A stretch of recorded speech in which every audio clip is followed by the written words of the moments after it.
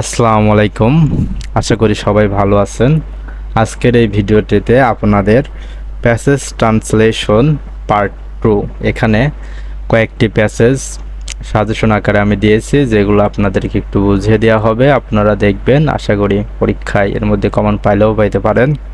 সম্ভাব্য প্যাসেজগুলো এখানে আলোচনা করা হচ্ছে। তো কথা না বাড়িয়ে চলুন দেখে নেওয়া যাক আজকের যে প্যাসেজ ট্রান্সলেশনগুলো রয়েছে সেগুলা কি এবং কেমন। তো প্যাসেজ ট্রান্সলেশন সাজেশন ক্লাস, এটা আপনাদের যারা ইবতেদায়ী টিচার বা জুনিয়র টিচার পোস্টে রিটেন এক্সাম দেবেন তাদের জন্য।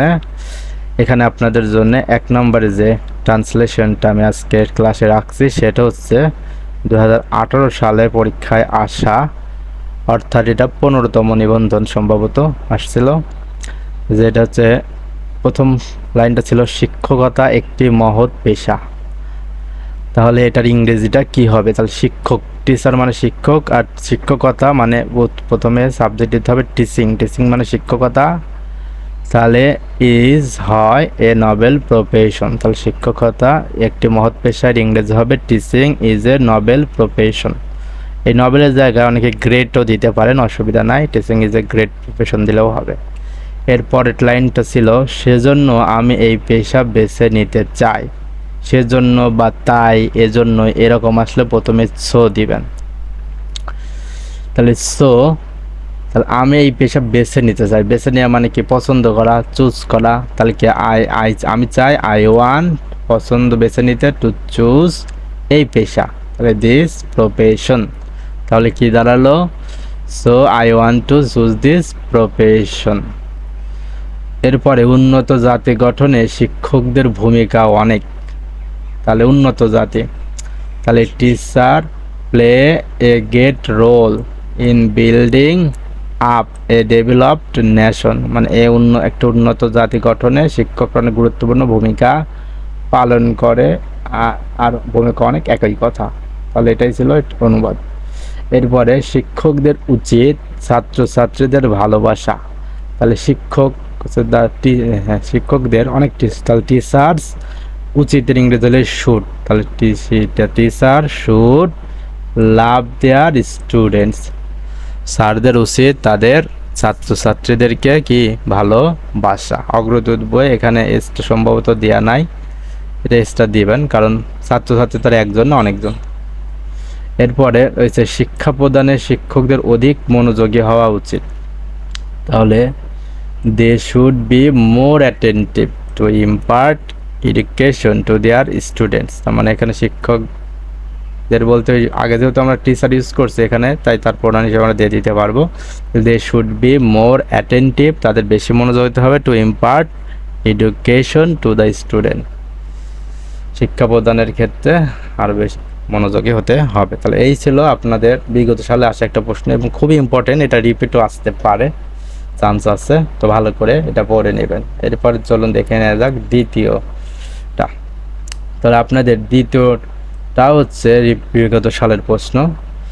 বাংলাদেশ ছোট্ট কিন্তু জনবহুল দেশ। তাহলে Bangladesh is a small, Bangladesh হচ্ছে একটা ছোট্ট বাট পপুলাস কান্ট্রি। পপুলাস মানে কি? অধিক জনসংখ্যা বা জনবহুল দেশ। উন্নত জাতির জন্য চাই উন্নত শিক্ষা। তাহলে উন্নত জাতির জন্য চাই উন্নত শিক্ষা। কি চাই? উন্নত। তাহলে developed education is needed for a developed nation. তাহলে উন্নত শিক্ষার জন্য প্রয়োজন উন্নত জাতি, needed for a developed nation. আচ্ছা, এরপরে রয়েছে ভালো শিক্ষক ছাড়া উন্নত জাতি গঠন সম্ভব নয়। তাহলে ইট ইজ নট পসিবল মানে কি? সম্ভব নয়। For build up a developed nation, একটা উন্নত জাতি গঠন করা, উইদাউট, ছাড়া, বাদ রেখে, কি? এ গুড টিচার, একটা ভালো শিক্ষক যদি আমরা বাদ রাখি বা ভালো শিক্ষক যদি না থাকে তাহলে তো উন্নত জাতি গঠন সম্ভব নয়। তাই এটা ট্রান্সলেশন হচ্ছে ইট ইজ নট পসিবল, এটা সম্ভব নয়, for build up a developed nation without a good teacher. এবং লাস্ট রয়েছে বাংলাদেশ ভালো শিক্ষকের অভাব আছে।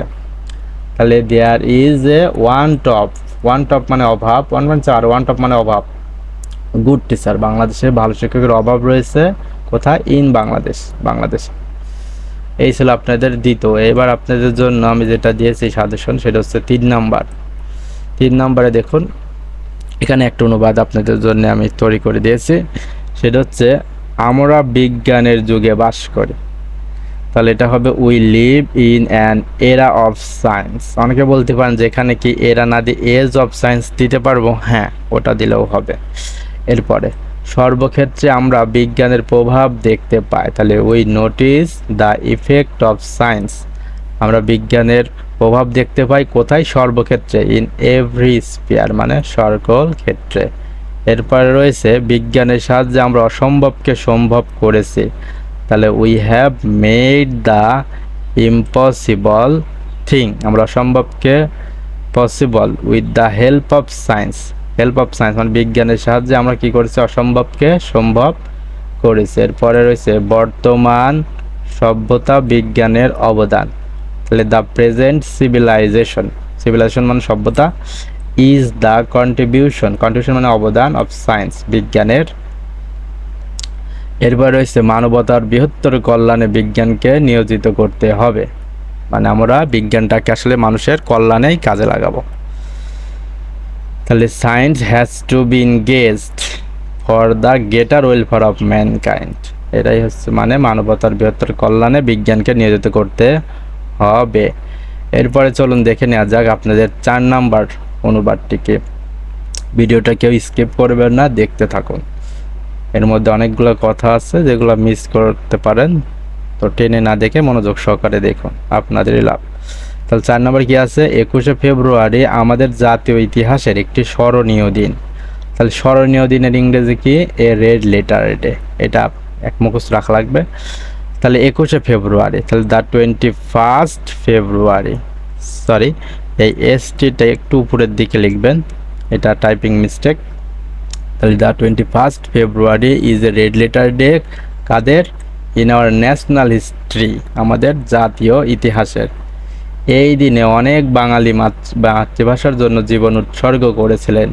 তাহলে ম্যানি বাঙালিজ, অনেক বাঙালিরা লেইড ডাউন দেয়ার লিভস, তাদের জীবন দিয়েছিল for their mother tongue that day, তাদের মাতৃভাষার জন্য। কখন? এই দিনে।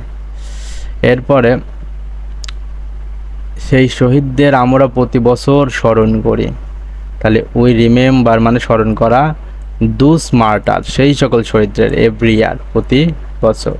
তাদের স্বপ্ন ছিল মহৎ, তাহলে দেয়ার ড্রিম, তাদের স্বপ্ন ওয়াজ ছিল নবেল মানে মহৎ। আমাদের উচিত মাতৃভাষা ব্যবহার করা, তাহলে উই শুড আমাদের উচিত ইউজ ব্যবহার করা মাদার টাং মাতৃভাষা কোথায়? ইন অল স্পেল সর্বক্ষেত্রে, না আমরা যে কোনো জায়গায় আমাদের মাতৃভাষা ইউজ করব, কারণ এই মাতৃভাষাটা অনেক রক্তের বিনিময়ে প্রাপ্ত। তো চলুন দেখে নেওয়া যাক এবার আপনাদের শেষ আজকের ভিডিও ক্লাসের শেষ অনুবাদ, এবং এর পরবর্তী ক্লাসে আপনারা আরও কয়েকটি পাবেন। তো দেখুন এর জন্য আজকের ক্লাসের শেষ অনুবাদটা কি? কাগজ অতি প্রয়োজনীয় বস্তু। তাহলে এটার অনুবাদ হবে paper is a very useful thing. এটা ছাড়া আমাদের চলে না। We can not go without it, মানে আমরা এটা ছাড়া চলতে পারি না। পূর্বে আমাদের দেশে কাগজের প্রচলন ছিল না। Paper was not used in the passed in our country, তার মানে অতীতে আমাদের এটা ব্যবহার হইতো না। চীন দেশের লোকেরা প্রথম কাগজ আবিষ্কার করে। দ্য পিপল অফ চায়না, অর্থাৎ চীন দেশের লোক, ইনভেন্টেড পেপার ফার্স্ট, প্রথম পেপার আবিষ্কার করেছিল। ইনভেন্টেড মানে আবিষ্কার করেছিল। আগেকার লোকেরা কাগজের পরিবর্তে তালপাতা ব্যবহার করত। তাহলে ইন দোজ ডেজ, আগেকার দিনে, পিপল ইউজড মানুষ ব্যবহার করত পাম লিফ মানে তালপাতা, ইন লিউ অফ মানে পরিবর্তে পেপার, তাহলে পেপারের পরিবর্তে তারা তালপাতা ব্যবহার করত। তো এই ছিল আজকের ভিডিও ক্লাস এবং আপনাদের প্যাসেজ ট্রান্সলেশন সাজেশন। পরবর্তী ভিডিওতে আরও কয়েকটি প্যাসেজ নিয়ে হাজির হব। তো সেই পর্যন্ত সবাই ভালো থাকবেন, এবং ভিডিওটি ভালো লাগলে লাইক কমেন্ট সাবস্ক্রাইব করতে ভুলবেন না। ওকে, ধন্যবাদ।